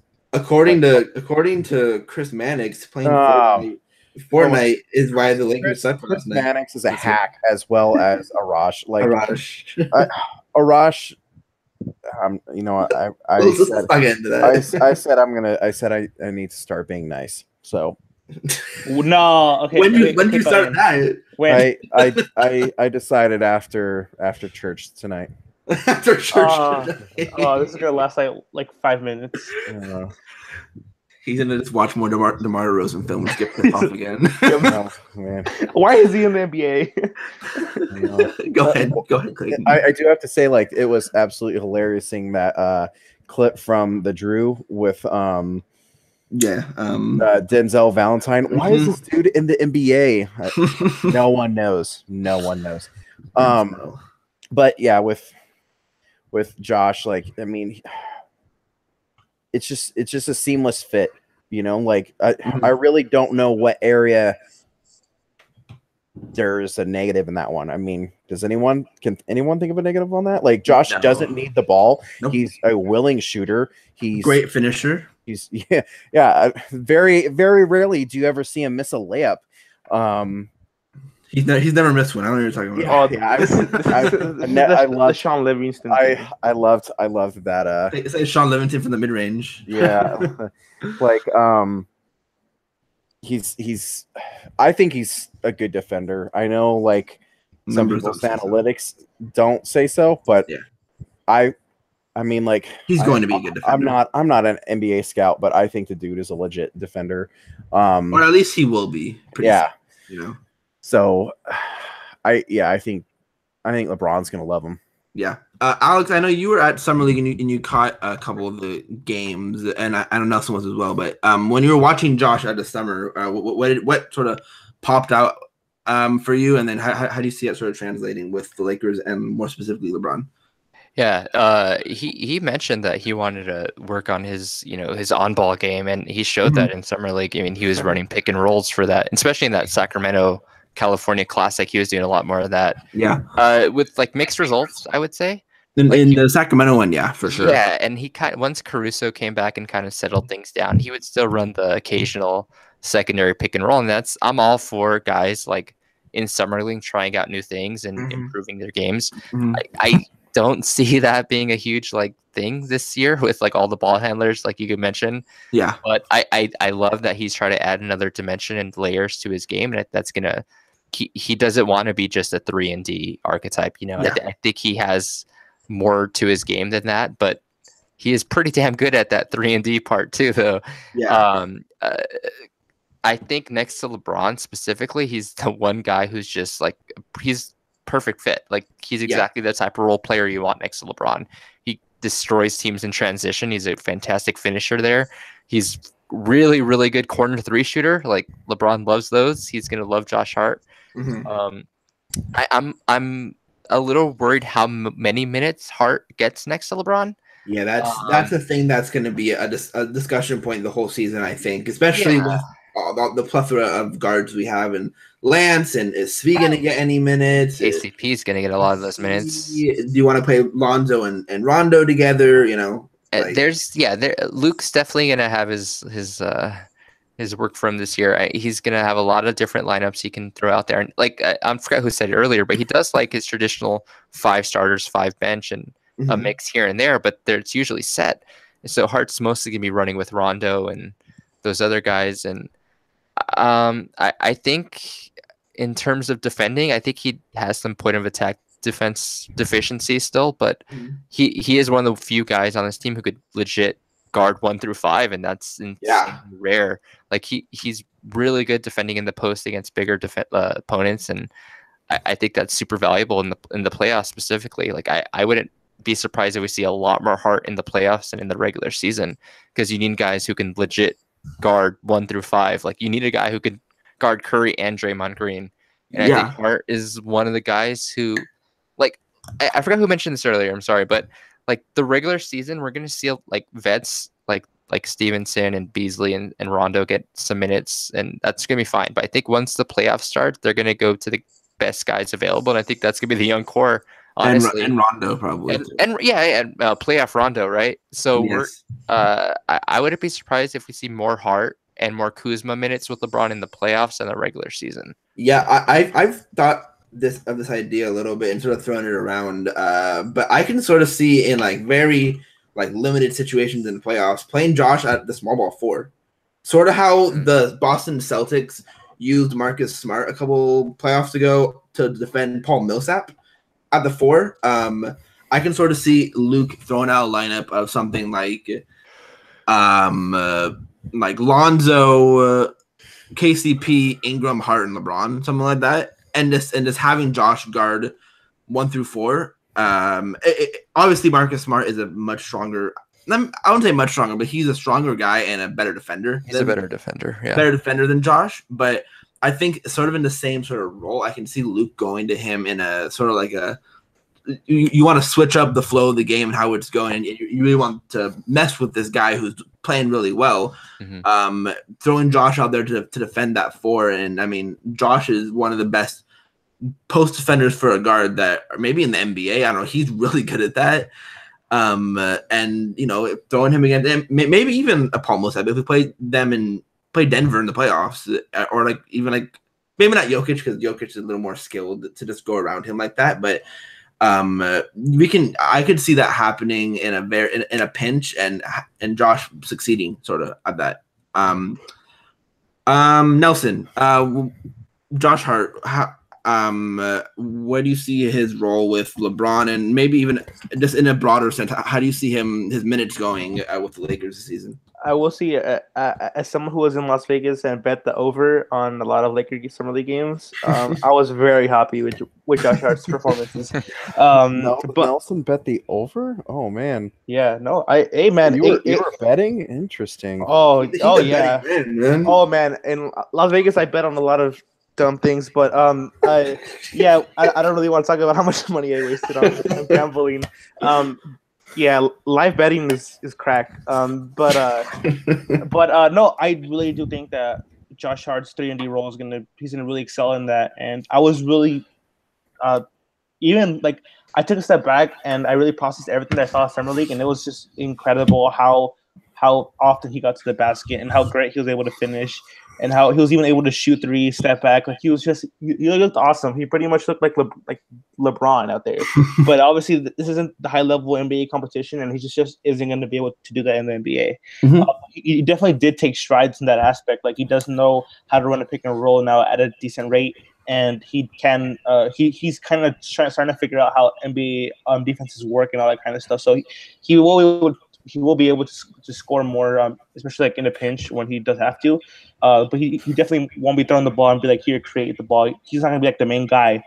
But he really showed strides, and kind of like what Alex said. Like he said that he wanted to be the MVP. He wanted to really show how much he's impressed on offense, and he did that. Like, you know, guys say that all the time, but with Josh Hart, he delivered, and I think that the Lakers are going to see that, and they're going to try to, at least in the beginning of the season, they're going to see how much of that he can do in the NBA. And then it's kind of at this point, he was so good in summer league that it's going to be a give and take, per se, that like he's going to be given the reins a little bit more. He's going to be able to just create a little bit more, and the Lakers are going to keep pushing him to create a little bit more, and they'll see where his limit is, because he does have a ceiling right now, and you know, it's not super high. So once he reaches that, they'll probably be like, all right, like that's it as far as like you being able to create now. Just shoot threes and play defense and really develop on the defensive end, which, I mean, you know, like Clayton said, that analytics aren't too promising, but I do believe that he does have the IQ to be able to be a good team defender, and that's kind of what the Lakers value more over on-ball defense. So yeah, as a betting man, very proud of Josh Hart, and as a Laker fan, I'm looking forward to Josh Hart's performances a lot, and he's definitely a guy that he's not going to start, but he's definitely going to be a closing lineups type of guy that's going to appear more and more often towards the end of the year. Before I move on to the next thing, I was going to ask something similar to what Nelson just closed it with. Do we think there's a chance Josh starts, or do we think Casey sort of he's sort of penciled in there? Alex? I think it's gonna be KCP. I think it's safe to say that. I wouldn't be surprised if they split like guard minutes eventually. Yeah. It might just be a starting role just by label alone. Like the minutes might eventually even go to Hart more, and especially in closing. But I think KCP is gonna get the starting nod. Clayton, same question. Yeah, I think Hart was gonna push him. That's for sure. But I also think Hart is also going to be able to find minutes at the 3 as well. I think both will, for sure. You don't think so, Alex? No. I Hart at the 3 is something I've kind of like followed all year. He's like way better at the 3 than the 2 by the numbers, and it's like every lineup where he's at the 3, the team does way better than when he's at the 2. I'm not sure why specifically. I think he plays really well in 3-guard lineups. So one thing I'm kind of interested is in a Rondo, Lonzo, Hart group. I want to see how that works. But just you mentioning that kind of triggered that back in my mind. It was something I followed all last season because all his numbers were better from the 3 than the 2. Funny. I think we're gonna also have to have you on for like a podcast about lineups, because you know, the lineups here is just going to be so interesting. I don't know how Luka is going to be able to stick to his 2 separate teams, you know? Yeah, there's so much versatility with this team that you can play a lot of the guys, especially 1 through 4. You can play a lot of guys at 1 through 4, you know? Yeah, it's going to be, I think there are going to be a lot of like essentially just college lineups or even high school lineups of like 3 guards and then 2 forwards, or 2 guards and 3 forwards. And, you know, like the only reason why someone's going to be a center is just in title only, you know, like I would love to see it get really weird, funky out there. I wonder if that's something that's going to happen more often, like in the playoffs, because even though like we all want LeBron to play some minutes at the 5, I wonder how much she's going to. And I think there's teams you can definitely do it more against. Yeah, like I think teams like the Spurs and I think like the Nuggets, teams like those, I think you can throw LeBron on them because Jokic and Aldridge aren't bruisers, you know. Yeah. What my thing was, it wasn't necessarily out of like willingness of LeBron, because you know, Ramona was talking, I think it was today, about, and I mean we've heard this from several other people. If the Lakers were worried that LeBron wasn't going to play minutes at the 5, they would have gone out and signed Brooke. Yeah, you know, they would have gone out and got another big. But he while everyone is just like, no, this is not how he plays, blah, blah, blah. It sounds like he's just buying in, and he's going to do what he's asked to do. And if you can get LeBron to play, 6 to 8 minutes at the 5 a night, that's pretty interesting. I mean, and especially depending on the team, and especially with how Mo and Zubac sort of work. Because I think we know what we're going to get from JaVale. Yeah, we know JaVale's probably a guy that gets 15 to 20 minutes, and he'll be a rim runner and rim protector. Yeah, I don't even know if he plays that 15 to 20 minutes. I was thinking more 12 to, like semantics, 12 to 18. Yeah. But like last year, like I'll check, but I don't even think that JaVale played in all 82 last year. I think he only played in. Let me see. He played in. Warriors had like 4 centers last year. Yeah, they did. Yeah, and Draymond, and they had Draymond. Yeah, he played in 65 games. And KD too. Yeah, he played in 65 games, and he only played 9.5 minutes a game. Yeah. So, like, how much do you want to expand his role? So, like, if you get him 12 minutes, and then you get, Zubats 12 to 15, and Mo 12 to 15, and then LeBron maybe Kuzma, maybe Beasley. Yeah. Beasley is the guy that I would find, like, the defense would be really bad, of course. Yeah. But, like, that's a true 5-out lineup as well, because he was really good, especially from the logo at Madison. Yeah. If you go look up Beasley's heat chart, it's hilarious. He just has this one corner this one area above the break that he just killed it at. He does. Yeah. So like if you just get him right there, like Beasley's always been a pretty solid outside shooter. His whole career he's always been that. He just didn't really shoot a ton of volume from out there his whole career. So, but I think if you give him if he shoots like 2, or when he does play, it shoots like 1 or 2 a game from that above the break. I think he can shoot that at a decent clip. Again, we talked about this before, but like the Beasley signing was a signing that people just lost their mind about for no reason. Yeah. But it was really nothing. He's going to be a fine off the bench guy who is going to have moments where he scores like 12 points like that, like instantly. Yeah. Anyway, I want to finish the pod off by talking about Rondo. Alex, you had a piece about Rondo over at Silver Screen and Roll. So I sort of wanted to throw it over to you and sort of how you see Rondo fitting with this team, because when the news came out, everyone was pretty just like, I don't know if I'd say they're just definitely intrigued on what Rondo's going to provide. That's a word, yeah. They're definitely intrigued. I don't know if that's the word I would use, but what Rondo is going to provide for this team. So go ahead and give you the floor. How do you see Rondo as a Laker? Yeah, so when Rondo signed, I was also someone who's a little surprised and kind of disappointed. But when I thought about it, we had to remember it was just like minutes after we had renounced Randall. Yeah. So in a lot of people's eyes, it was like we chose Rondo over Randall, and I don't think that's the case. Agreed. It'd be different if we signed Rondo to like a multiple year deal. Then obviously, yeah, we did.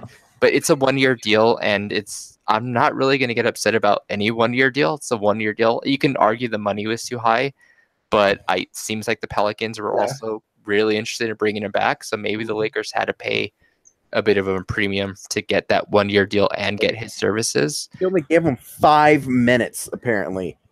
5 minutes to match. Like that's tough, I think, for any team.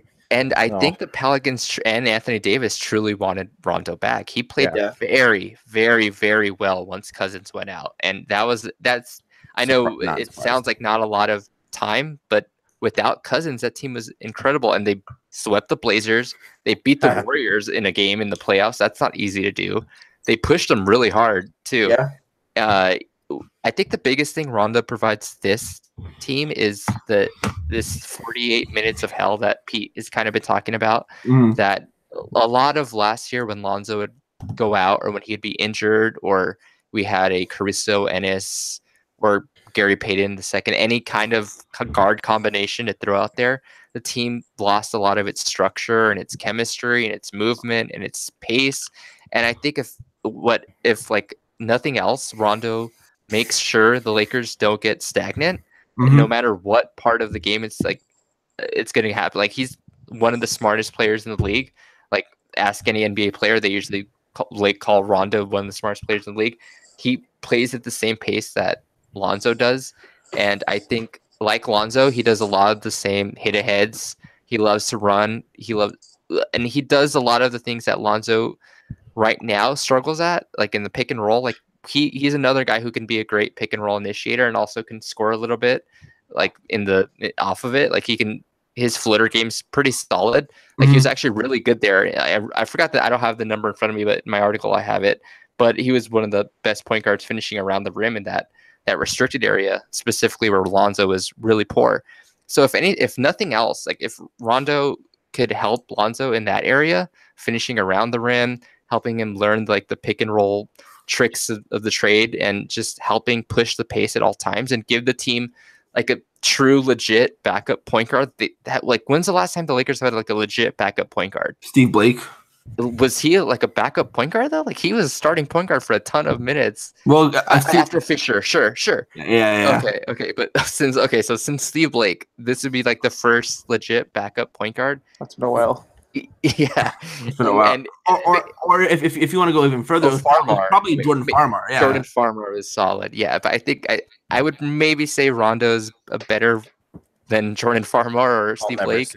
Maybe not now, but I think my point is just Rondo is just gonna have that veteran experience that the team lacked last year. Like Lonzo had no veteran point guard on the team last year. Tyler Ennis, we're talking about 4-year veteran Tyler Ennis. Oh God, yeah. I think Rondo will help Lonzo a lot than I think people are predicting. I think people are making it out that Rondo is coming for Lonzo's job and he's going to be a terrible influence in the locker room, where that just hasn't been the case since Dallas, really. All the kids in Chicago loved him. Everybody in New Orleans loved him. He seems like he turned a leaf, and he's been a semi-productive, I should say, and good locker room presence. And I think that's all the Lakers can ask for in a 1-year deal. Like, I'm one of the people who kind of turned my head at the deal, but now I understand it a lot more. Also, he's not Tyler Ennis, so let's add that to it. Exactly, that's a huge boost right there. I think one thing, and Pete's talked about it as well, is how you said, really Dallas was the last place where he was really like a big headache, and a little bit in Sacramento. But I think that was more George Karl than anything, to be honest. Yeah, that and there was a points in even Chicago. It's when coaches are too controlling. Yeah. Because majority of the time, Rondo's probably smarter than that coach. Yeah. I mean, which is absolutely hilarious to say. Like, I don't think he's smarter than Carlisle, so that's probably why they clash so much. But he's definitely smarter than George Karl. And maybe Doc too.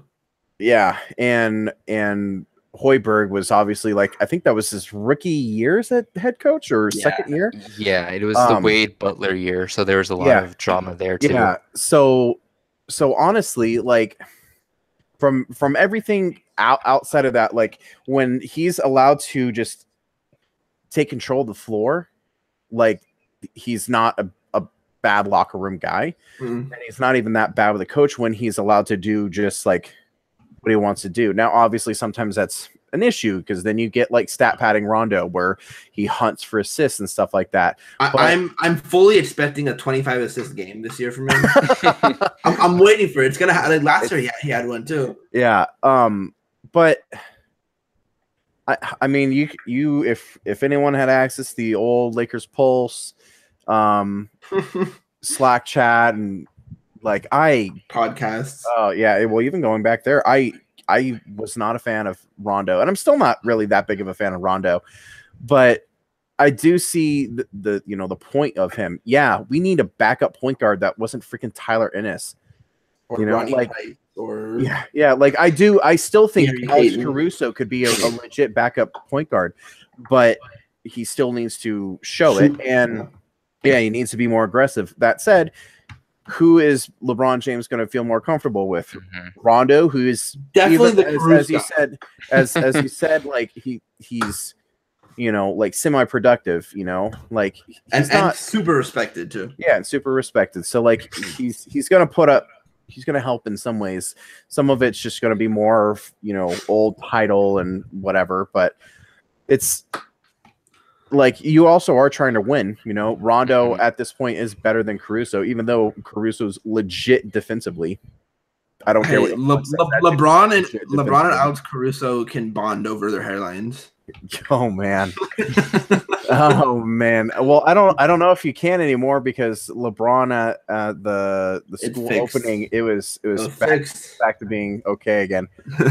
Man, he's got some great like Bosley or something. But but it's just I think there is a point to it, and yeah, would I have preferred like Fred VanVleet? Yes. Would I have Shabazz?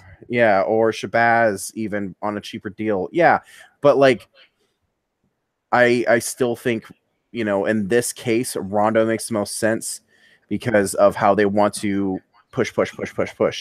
And also Magic absolutely adores Rondo. Yeah, which has its ups and downs for stuff like that. But it's I don't yeah, the money was probably too high. $9 million is a lot for him, but it's a 1-year deal, as Alex said, and as we've said over and over again, it's a 1-year deal. And he did have, once Boogie went down, he did show a lot of good traits, especially traits that the Lakers would like. Mm-hmm. Mm-hmm. So I actually think that of the non-KCP guys that we signed, I think he has the best chance of being a Laker again next year. It wouldn't surprise me. Just because of Magic liking him a lot. If he succeeds in this mentorship role, and if the kids do really like him, and he's still producing at a decent level, I think on another 1-year deal and having him back, and especially if that LeBron really likes him, and hopefully by then we have more shooting. Or the young guys have shown that they can shoot. Or the young guys shown they can shoot, or we get a Clay Thompson, Jimmy Butler, or something like that. I don't know, but I wouldn't be surprised at all. He's the most likely one to return, at least for me. All right, so we are going to end it here. Alex, thank you for joining again. We're definitely gonna have you on again in the future. Discuss the lineups, like Clayton said. Yeah, guys, it was fun. Thanks again. No problem, man. All right, and you can follow the podcast and the blog at Under the Best Pod on Twitter. You can follow Clayton at Lakers 1949. You can follow me at Merge Christian, and you can follow Nelson at IDK_Espinoza. Clayton, is there anything we have coming up? Yeah, we have a couple pieces that are cooking right now. We got a stats prediction by not Cameron, Drew. by Drew. Yeah. And then we've got a Shfee article by our great guy Jacob. And then and then Nelson says he's got some LeBron stuff coming out. Mm-hmm. And then we have a LeBron piece from Cam about his whole day. Mm-hmm. Exactly. Yep. Nelson, do you want to preview anything coming up? Yeah. So I teased this piece a long time ago, but I really in a Lakers group chat, I discovered this feature. We could go through clips of like players in the NBA and certain like sequences, and I fell down that rabbit hole, so that delayed the piece a lot. But I was able to find more footage, so I'm excited to write the piece about LeBron's off-ball movement and also some stuff on his immense gravity, because there's already been like Film Room has done some great job breaking that down, but I think that there's still even more, because it's just crazy how great he is as a player and how much teams acknowledge it. Definitely. Alex, do you have anything coming up you want to preview? Yeah, maybe when this episode comes out, I have a post on LeBron's contract and how there's a lot of different layers to his contract and how it can help the Lakers, not only now, like on the court, but in the long term with free agency, some of the kids coming into their primes right when he is about to come off the books, just other benefits and stuff that some people have not really talked about with his contract. Awesome. And then your Twitter, you just changed it again. It was Alex M Regla, right? Exactly. And now I'm on. So all my work is on Silver Screen Roll right now. There we go. All right, and thanks for joining us again, and see you guys later. Peace. Bye.